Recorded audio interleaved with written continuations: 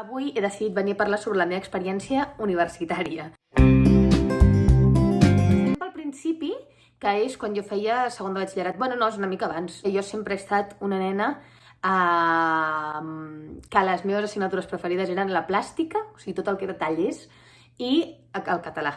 Sempre, perquè el català em feien escriure, em feien llegir, sobretot em feien llegir. Com era òbvi, una nena amb aquesta trajectòria i amb aquests interessos, doncs quan vaig haver d'escollir el batxillerat vaig escollir l'humanístic. Vaig fer l'humanístic, molt contenta, em va agradar moltíssim, vaig aprendre moltíssimes coses, malgrat que jo sí que tenia clar que m'agradaven les humanitats i que jo tirava per aquella branca segur, no sabia quina carrera fer. O sigui, qui sap quina carrera fer als 18 anys? És que no té cap sentit, o sigui, en absolut. A mi em cridava molt la literatura catalana, també m'agradava molt la carrera d'Humanitats, m'agradava molt totes les filologies, la clàssica també m'apassionava, a filosofia, a estudis literaris. Què passa? Que per mi totes aquestes carreres l'única sortida que tenien era ser professora i jo pensava que jo no volia ser professora, no sé per què rebutjava aquesta idea. Però, en canvi, sí que jo era conscient que m'interessava moltíssim com tota l'organització educativa, com tot el món educatiu a mi m'interessava molt i llavors vaig descobrir pedagogia. Clar, a mi se'm va obrir un món perquè vaig descobrir una branca diferent dins del món de l'educació. Tenia també un punt molt social que jo també sempre he tingut i que el batxillerat també em va agafar molt fort de vull canviar el món. Jo penso que el sistema educatiu pot fer molt de bé. Penso que l'educació és una eina molt important que pot ajudar a canviar el món tope de heavy, perquè al final tothom ha de passar per l'escola, és una cosa obligatòria, i no ho estem aprofitant com cal. Llavors vaig començar primer de carrera, i per mi començar primer de carrera va voler dir que me'n vaig anar a viure a Girona amb les meves dues millors amigues i va voler dir que vaig començar primer de carrera. M'agradava moltíssim primer de carrera de pedagogia, però moltíssim. M'encantava tot. El que passa és que també vaig anar descobrint què era de debò la pedagogia, perquè així com vaig rebutjar les carreres de lletres per no ser mestra, vaig escollir la pedagogia sense saber ben bé què podia ser després. Quan vaig descobrir quines eren les feines que jo podia fer quan sortia de pedagogia, em vaig quedar així.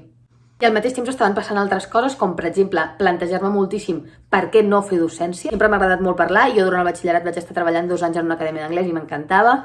Per què rebutjo tan fàcilment la docència? I a poc, tot aquest per què no la docència es va convertir en un sí a la docència. Crec que també és molt important en el meu cas que jo, mentrestant, just a primer de carrera va ser quan vaig fitxar per adolescents.cat, descobrir com tota aquesta part també comunicativa que a mi sempre m'havia agradat perquè jo ja tenia l'Instagram i feia això dels vídeos des de molt abans i des de que era un moc que tal, o sigui...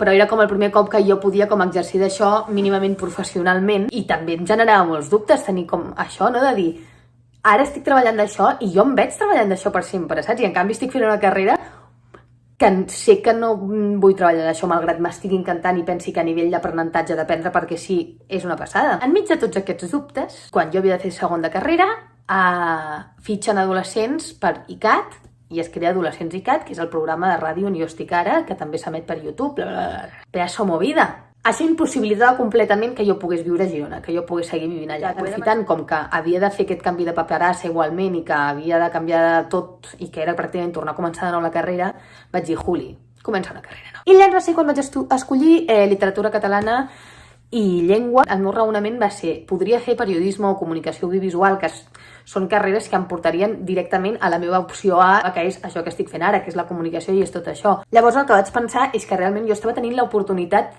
en el moment de treballar a la ràdio i ara treballar a la tele i tenir com unes experiències laborals superenriquidores i vaig pensar, és que això ja m'està enriquint moltíssim també a nivell d'aprenentatge en aquest àmbit. I estar en una carrera on m'ensenyin coses per després poder-les explicar, perquè jo ja puc aprendre a parlar perfecte o a tenir un munt de o sigui, no sé, dicció o el que sigui, i no tenir res a explicar. I jo també penso que la llengua és una molt bona carrera si després et vols dedicar a qualsevol cosa que impliqui parlar o comunicar coses. Bueno, després d'aquesta xapota, vinc a parlar una mica de la meva carrera en concret. Jo estic fent literatura i llengua catalana a la UAP.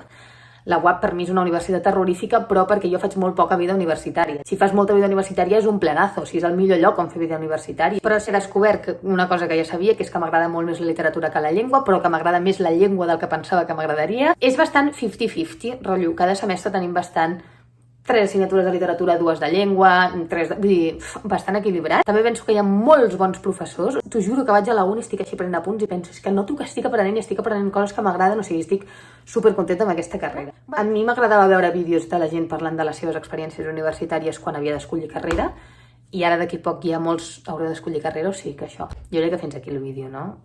Suficient xapa per avui.